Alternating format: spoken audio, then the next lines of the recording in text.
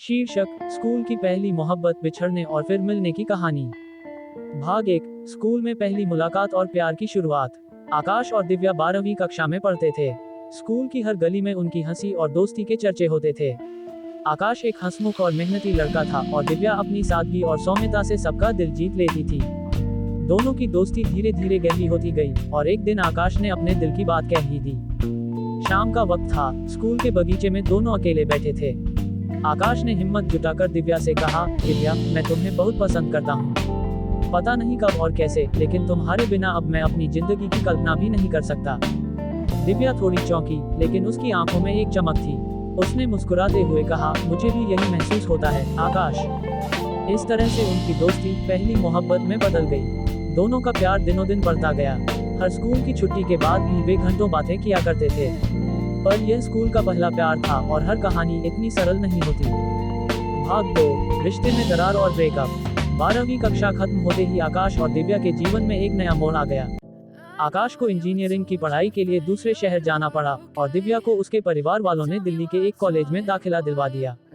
शुरुआत में दोनों के बीच दूरियां नहीं आई, क्योंकि वे फोन पर बातें करते और एक दूसरे से मिलने की योजना बनाते रहते थे। लेकिन जैसे जैसे वक्त बीतता गया, दोनों की व्यस्तताएं बढ़ने लगीं। आकाश अपनी पढ़ाई में डूब गया और दिव्या के भी नए दोस्तों और कॉलेज की दुनिया में उसकी प्राथमिकताएं बदल गईं। धीरे धीरे उनके बीच गलतफहमियां पैदा होने लगीं। एक दिन दोनों की फोन पर बहस हो गई। आकाश ने गुस्से में कहा, तुम्हें अब मुझसे बात करने का समय ही नहीं मिलता, दिव्या। ऐसा लग रहा है कि अब हमारी जिंदगी में एक दूसरे के लिए कोई जगह नहीं रही। दिव्या भी निराश थी। उसने रोते हुए कहा, आकाश, ऐसा नहीं है, पर अब हम पहले जैसे नहीं रहे। शायद हमें कुछ वक्त चाहिए। ये बात यहीं खत्म नहीं हुई। जल्द ही उनके बीच दूरियां और बढ़ने लगी और एक दिन आकाश ने फोन पर ब्रेकअप कर लिया।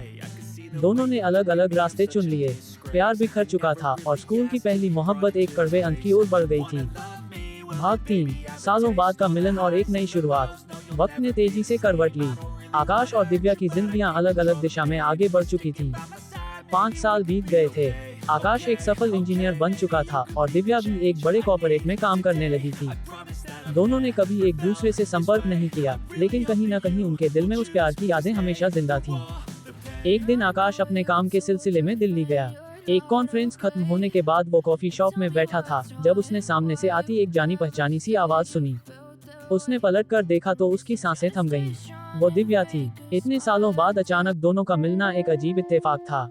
दोनों की आंखें मिली और एक पल के लिए ऐसा लगा जैसे वक्त रुक गया हो। दिव्या ने मुस्कुराते हुए कहा, आकाश।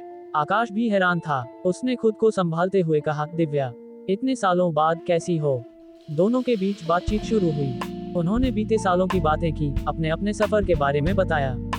लेकिन दोनों के दिलों में एक सवाल अब भी छिपा हुआ था, क्या वो प्यार अब भी जिंदा है?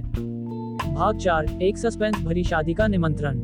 जैसे जैसे उनकी मुलाकातें बढ़ी, दोनों ने अपने पुराने रिश्ते को लेकर बात की। एक दिन दिव्या ने आकाश को चौंकाते हुए कहा, आकाश, मुझे तुमसे कुछ कहना है। आकाश ने उत्सुक होकर पूछा, क्या? दिव्या ने थोड़ा रुकते हुए कहा, मेरी शादी होने वाली है। ये सुनकर आकाश का दिल जैसे धड़कना बंद हो गया।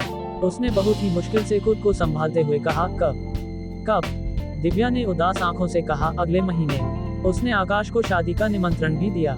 आकाश ने निमंत्रण लिया, लेकिन उसके दिल में तूफान उठ रहा था।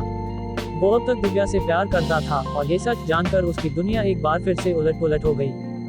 भाग 5। एक चौंकाने वाला अंत। आकाश ने तय किया कि वो दिव्या की शादी में जाएगा। शादी के दिन वो दिल्ली पहुंचा। मंडप में जाने से पहले उसके कदम एक बार रुक गए। क्या वो सही कर रहा है? उसने खुद से सवाल किया, क्या मुझे दिव्या को रोकना चाहिए? क्या ये वही प्यार है जो अब भी उसके दिल में है?